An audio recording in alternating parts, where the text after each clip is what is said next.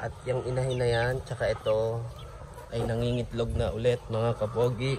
Yan, pakita ko sa inyo. Yan, meron ng 5 ulit. Itong sa isa. At dito naman sa isa, meron na rin 5 ulit. Ayan. Kaya mabilis lang tayo makakapagparami yan mga kapogi. At meron ditong soft shell mga kapogi. Yung walang shell, balat lang. Ayan. Malaki siya. Ayan. So ayun, good day mga kapogi. Ayun, update tayo sa ating mga RTL at ating mga darag chicken. Ayan. Kaya pakita ko muna sa inyo yung mga sisiyo. Malalaki na yung mga sisiyo. Ayan sila mga kapogi. Pero 12 peraso na lang yung natitira. Nagkanda matay-matay yung ibang sisiyo. Sobrang init. Ayan, pero ito malalaki na. So,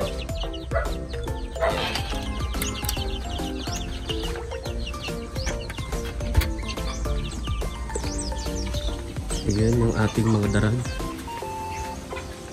Yan ang aking mga RTL. Ayan.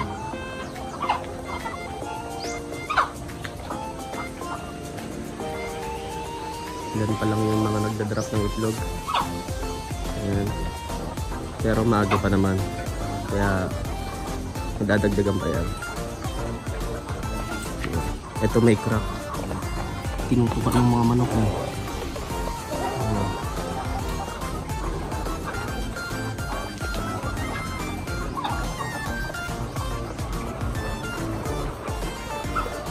At meron ditong soft shell mga kapogi, yung walang shell, balat lang. Ayan, malaki siya. Ayan. Natural lang to mga kapogi pag sa ganitong manok na nag-uumpisa pa lang mangitlog yung mga baguhan.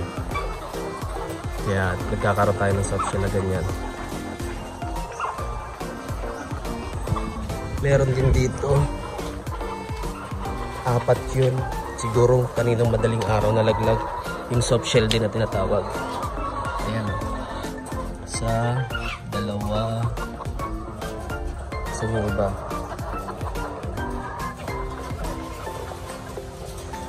Tatlo yan dito eh. Tapos ito yung pang-4. Ayan. Nakita ko nahulog na. Siyempre, hindi ko na pinulot. Pero ayun, kanina yung pinakita ko sa inyo. Hindi naman siya nalaglag. Kaya okay lang yun. Yun, pakita ko sa iyo yung mga darag. Yung aking mga darag. Ayun, yung isa kong laki na. Yung kinagat noon ng aso, nakala ko patay na. Ayan, nabuhay siya. Siya lang yung nabuhay sa kanilang 5. Malaki na.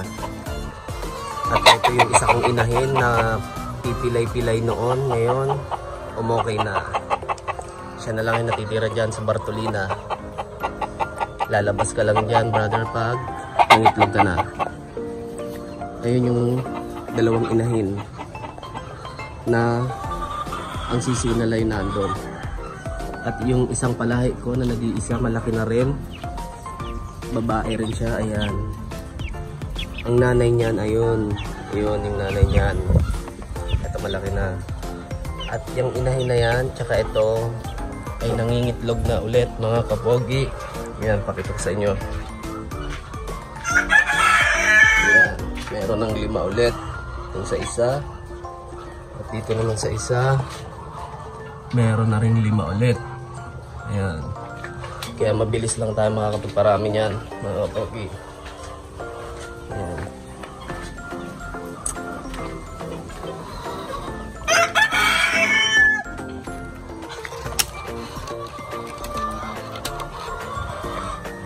Ayun, kanina mga kapogi, may isang inahin RTL pala dito na saktong-sakto hawak ko yung cellphone ko. Na-videoan ko yung pangingitlog nila. Papakita ko sa inyo.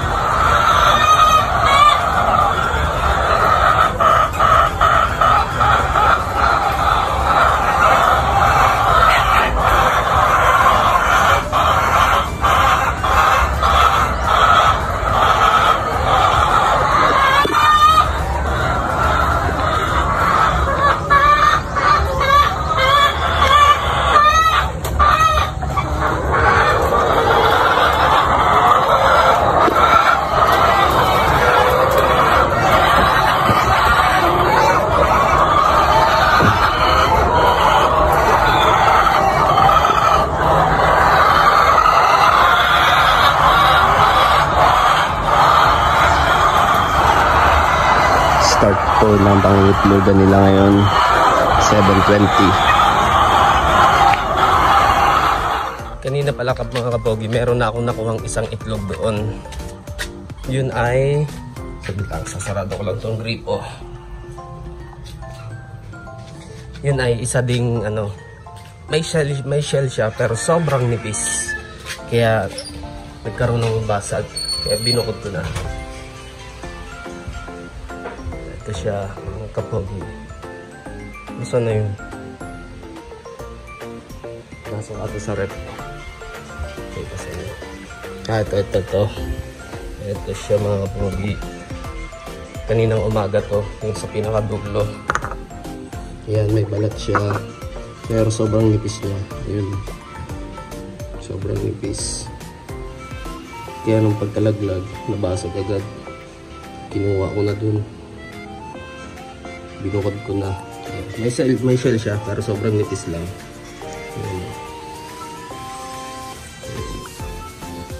Yan. Kain na muna kami. Tanghali na. At ayan na pala yung naiipong kong mga itlog. Ito yung size na TV. Ito naman yung small, tsaka yung nag-iisa na yan, medium. Tsaka yan, extra small. Padadagdagan na ulit yan mamaya pag tinimbang na natin yung mga itlog na harvest natin mamaya. Yan. So ayun na nga mga kapogi, papakita ko lang sa inyo yung ulam namin ngayon. Tadam! Yan ay dininding.